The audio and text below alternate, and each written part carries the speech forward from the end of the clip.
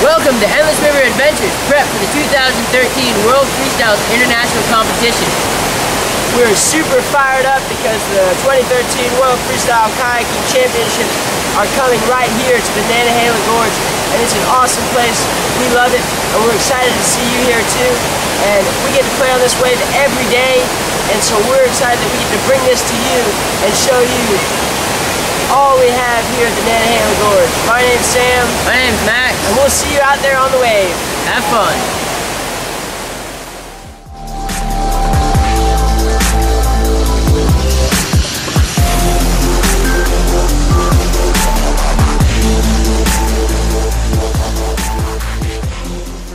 This is our second phase of our progression video.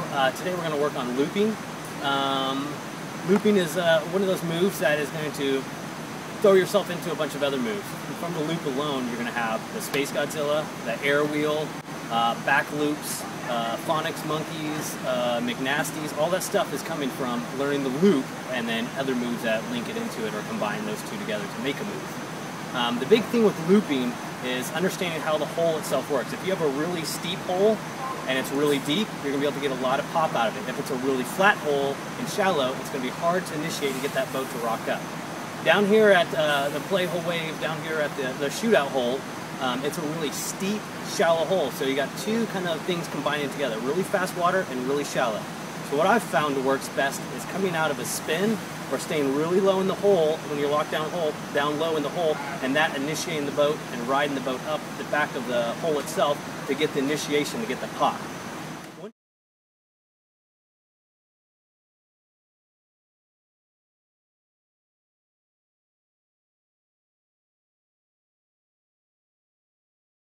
Once you get the boat to initiate and it starts to rock up, the one thing you don't want to do is try to stand up on your feet. What you're going to find is what's going to happen is you're going to stand up on your feet, the boat's going to go down, and you're going to flip right to your face.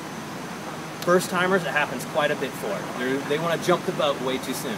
What's going to happen is you're going to have to wait. You're going to have to wait until that boat starts to ramp up, and then that's when you want to do your big arm thrust and the biggest somersault you've ever done in your life, and that's what's going to whip that boat back around. Now from that's going to have to come some kind of recovery, whether if you're front surfing right into the wave, where you're going to go into a side surf, whether you come up at an angle and you can kind of go into cartwheels, all that stuff's going to start playing with you as you come out of this loop.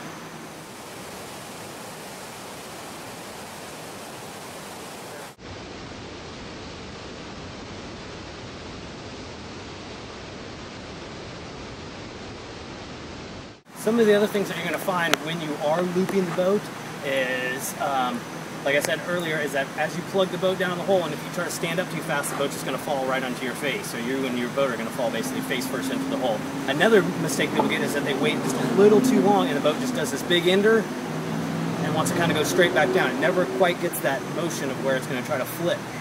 One thing to do with that is, one thing that's going on there is that you've waited too long to do your loop. So from that right there is if I'm doing a big old, basically this big ender is what I'm doing, is basically I'm going to fall right back on the floor or right back on the face of the hole, which we call the Turd Ferguson. We don't want to do the Turd Ferguson. We want to do another move out of that. And a move you can do out of that is as the boat starts coming down is grab the green water and throw yourself around. You're going to do a cartwheel basically, or an air wheel out of it. The difference between an air wheel and a Space Godzilla is just the timing of how that boat loops. Air wheel is obviously going to be a cartwheel in the air, and a Space Godzilla is a tweaked out loop where you're coming across bow, grab the boat as it's flipping, and it does more of a corkscrew around than just a straight front flip or back flip.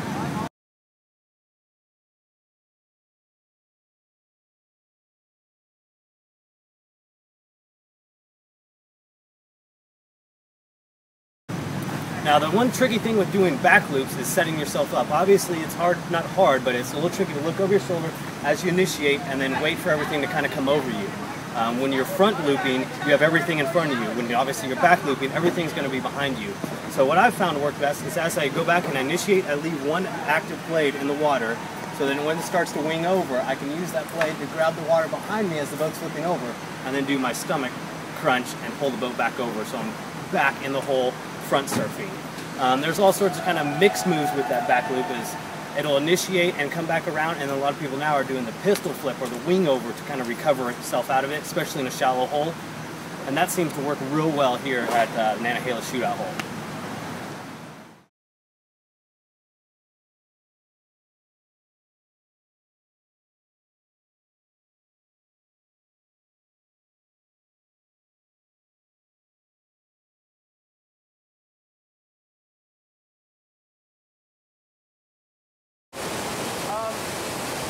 All that flip.